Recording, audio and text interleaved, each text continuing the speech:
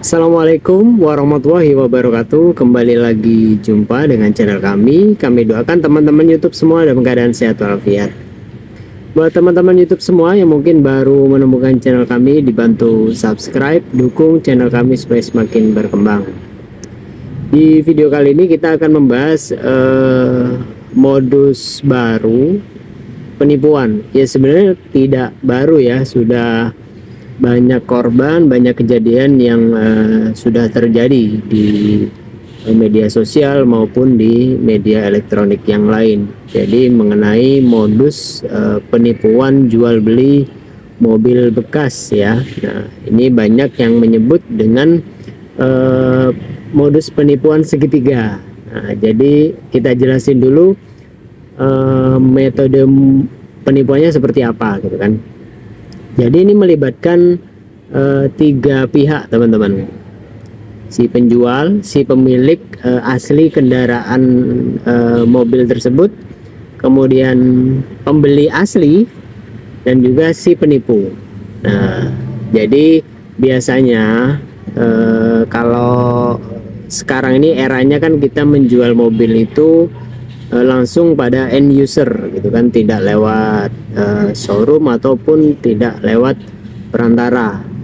Banyak juga yang mencari mobil juga sekarang tidak lewat showroom, tapi langsung nyari di marketplace, nyari di Facebook atau di aplikasi online yang lain. Jadi COD gitu kan, cek barang kemudian transaksi. Nah, maraknya metode seperti itu memancing para penipu ini untuk melakukan aksinya. Jadi biasanya, nah ini yang harus teman-teman pahami, biasanya hal-hal itu terjadi karena satu, harganya tuh miring, jadi tidak sewajarnya, tidak harga pasaran. Kenapa tidak harga pasaran? Supaya memancing mangsa, memancing korban untuk bertanya dan melakukan transaksi. Kemudian yang kedua,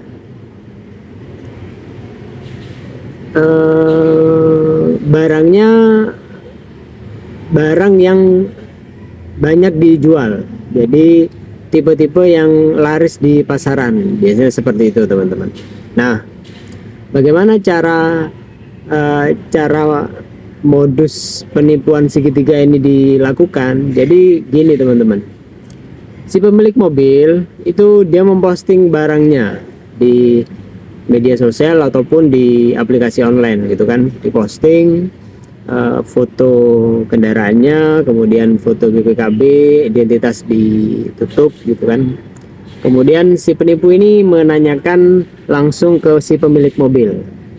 Jadi mobilnya dijual berapa, kemudian lokasinya di mana, pokoknya deskripsi dari mobil maupun si pemilik identitas tersebut.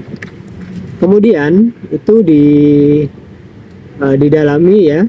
Kemudian diposting lagi oleh si penipu di marketplace yang lain ataupun di aplikasi online yang sama dengan harga yang lebih murah dari si penjual atau si pemilik asli mobil. Jadi ini tidak ikut punya barang, menjual barang tersebut dengan harga yang lebih murah. Jadi dari situ sudah kelihatan ya motifnya apa, jelas motifnya mau menipu. Dipostinglah mobil tersebut di media sosial ataupun di aplikasi online jual beli mobil bekas. Kemudian si korban tertarik dengan iklan tersebut, dihubungilah si penipu, ditanyakan deskripsi terus spesifikasi dari mobil tersebut, kemudian dijelaskan oleh si penipu dengan segala macam, sehingga timbul kesepakatan untuk melakukan cek kendaraan, sehingga janjian tanggal berapa mau ketemu untuk melakukan inspeksi, untuk melakukan pengecekan kendaraan mobil tersebut. Dibawalah jasa inspektor mobil di alamat yang sudah ditentukan oleh si penipu. Nah, sebelumnya si penipu ini tanya ke si pemilik mobil di mana alamat dari si pemilik mobil. Nah, Kemudian dari alamat tersebut dijelaskanlah ke si pembeli bahwa lokasinya di sini, data-datanya ini, dan mobilnya ini. Akhirnya si pembeli datang langsung menuju ke si pemilik mobil, ya kan? Karena untuk melakukan cek kendaraan dengan membawa jasa inspektor. Karena kan sekarang katanya kalau untuk pembeli kendaraan itu kan harus COD gitu kan, harus datang, harus cek langsung. Nah, cuma ada satu tahap yang dilewatkan.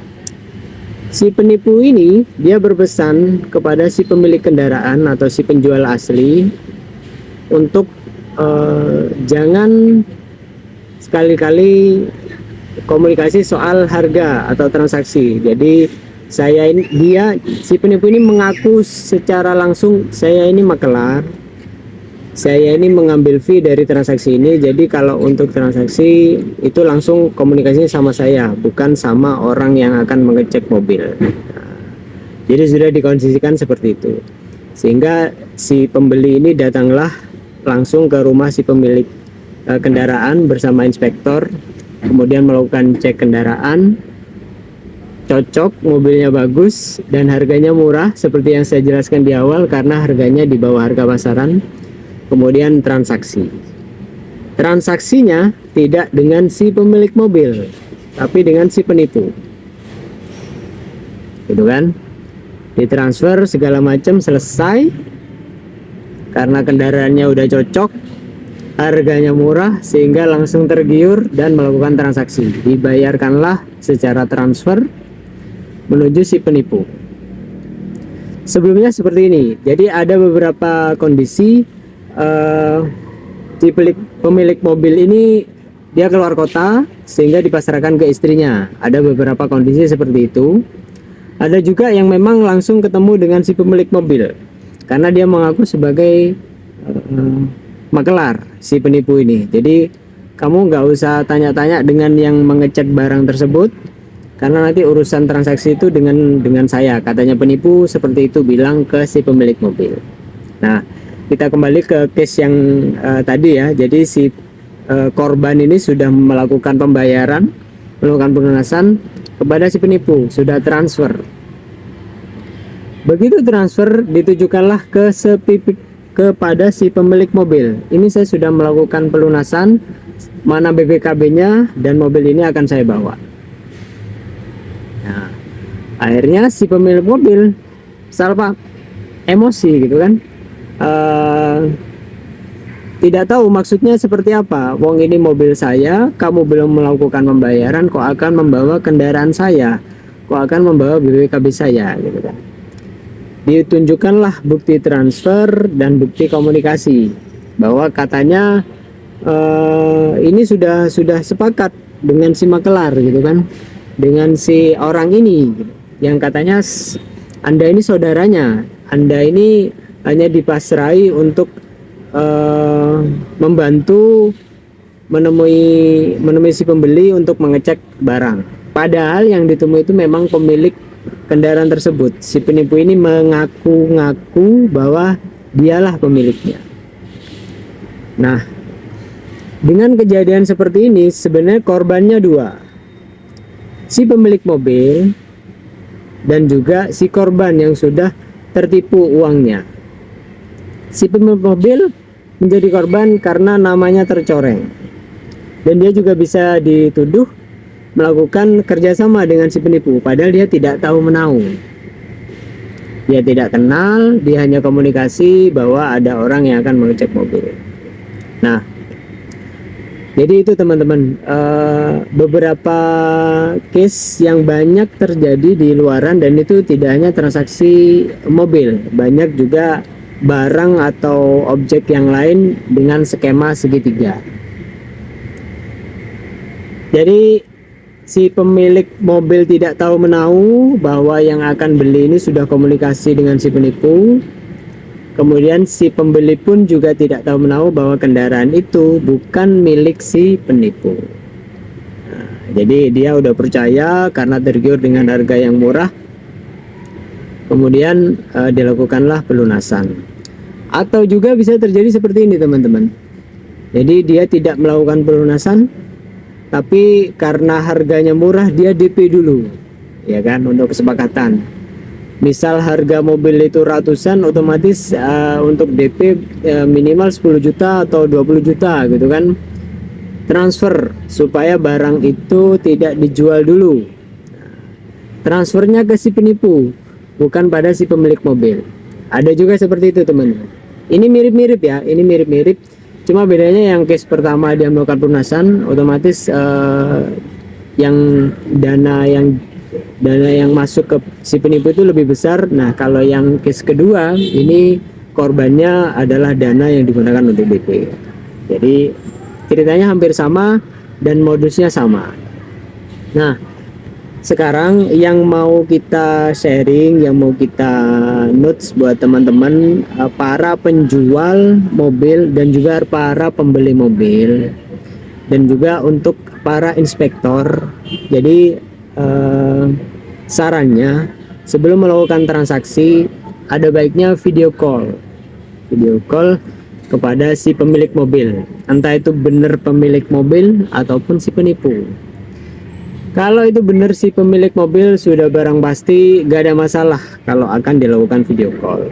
Jadi misalnya diperlihatkan plat nomornya, kemudian kalau bisa juga ditunjukkan KTP-nya. Kalau itu mobil pertama, otomatis harusnya sinkron antara STNK, BPKB, dan KTP si pemilik mobil. Kemudian dilihatkan juga saat video call dengan odometernya gitu kan. Kalau penipu, sudah barang pasti dia tidak akan mau untuk dilakukan video call. Dia tidak akan bisa melancarkan aksinya. Nah, kalau asli si pemilik mobil itu tidak akan keberatan dia lakukan video call saat akan melakukan transaksi sebelum nanti akan dicek barang. Jadi itu teman-teman, itu tips untuk si pembeli yang akan membeli mobil yang dapat iklan dari aplikasi online ataupun dari grup jual beli di marketplace Facebook atau yang lain ya. Nah, jadi sebelum kita melakukan transaksi, lakukanlah hal-hal tersebut. Kemudian untuk si penjual atau si pemilik barang, hati-hati kalau misalnya akan mengirim identitas, BPKB maupun kendaraan, hati-hati. Jadi jangan mudah memberikan data kendaraan kita, data pribadi kita kepada orang yang mengaku-ngaku akan membeli mobil. Jadi hati-hati. Baiknya langsung saja diajak ketemu. Jadi suruh datang langsung ke rumah, suruh cek gitu kan. Kalau cocok baru kita akan buka data. Jadi jangan mudah mengirimkan data identitas kendaraan kita maupun data pribadi kita. Mudah-mudahan informasi ini membantu buat teman-teman YouTube semua yang saat ini sedang mencari mobil second, yang dengan opsi akan mencari di marketplace Facebook ataupun di aplikasi online jual beli ya. Jadi patut hati-hati, dan juga untuk para inspektor harusnya memberikan saran sebelum melakukan inspeksi. Jadi ditanya dulu apakah sudah melakukan transaksi apa tidak, dan saat cek barang, selain melakukan cek barang, legalitas juga harus diingatkan. Jadi sebelum melakukan transaksi harus ada tindakan pencegahan dulu ya. Jangan melakukan transaksi dulu sebelum cocok dan segala macam. Jadi yang harus dijaga adalah hawa nafsu kita. Kita memang butuh barang, tapi kita juga tidak perlu nafsu. Kita tetap harus hati-hati, kita harus tetap sabar. Kalau memang jodohnya, barang itu tidak akan kemana teman-teman. Jadi harus hati-hati ya, tidak perlu gerusa-gerusu, supaya tidak tertipu oleh oknum-oknum yang tidak bertanggung jawab. Mudah-mudahan video ini membantu buat teman-teman YouTube semua. Kalau ada salah kata mohon dimaafkan. Kita ketemu lagi di video-video kita berikutnya. Jangan lupa subscribe, dukung channel kami supaya semakin berkembang. Wassalamualaikum warahmatullahi wabarakatuh.